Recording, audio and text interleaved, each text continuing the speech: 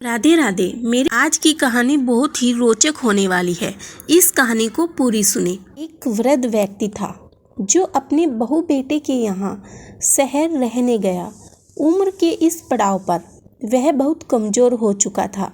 उसके हाथ कांपते थे और दिखाई भी कम देता था। उसके बहू बेटे एक छोटे से घर में रहते थे। पूरा परिवार और उसका 6 वर्षीय पोता एक साथ डिनर टेबल पर खाना खाते थे।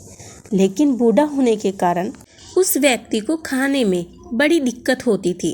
कभी चावल के दाने उसकी चम्मच से निकलकर फर्श पर गिर जाते तो कभी हाथ से पानी छलककर मेज पोस पर गिर जाता।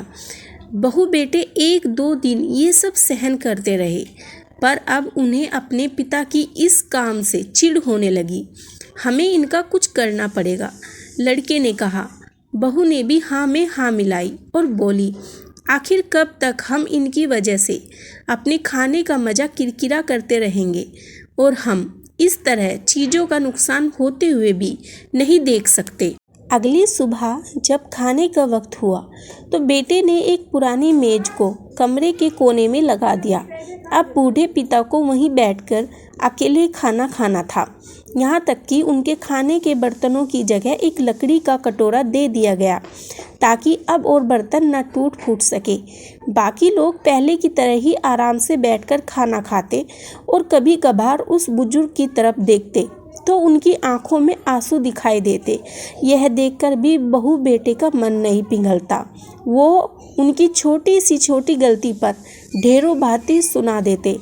वहाँ बैठा यह सब बड़े ध्यान से देखता रहता और अपने में मस्त रहता। एक रात खाने से पहले उस छोटे बालक को उसके माता पिता ने जमीन पर बैठकर कुछ करते हुए देखा। तुम क्या बना रहे हो? पिता ने पूछा। बच्चे ने मासूमियत के साथ उत्तर दिया, पापा मैं तो आप लोगों के लिए एक लकड़ी का कटोरा बना रहा हूँ।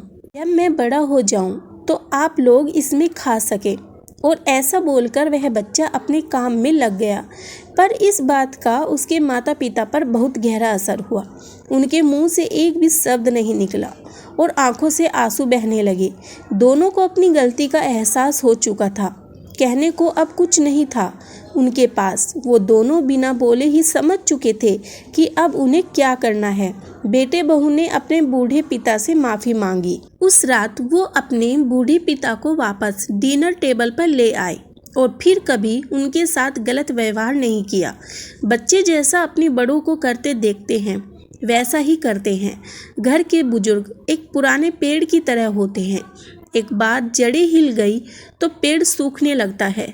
इससे पहले कि हमारी जड़ें पहले ही सूख जाएं, पुरानी पीढ़ी और आने वाली पीढ़ी को जोड़ने का प्रयास करना चाहिए। आपको आज की मोटिवेशनल स्टोरी कैसी लगी कमेंट में ज़रूर बताएं। मिलते हैं नेक्स्ट वीडियो में। आप सभी को राधे राधे।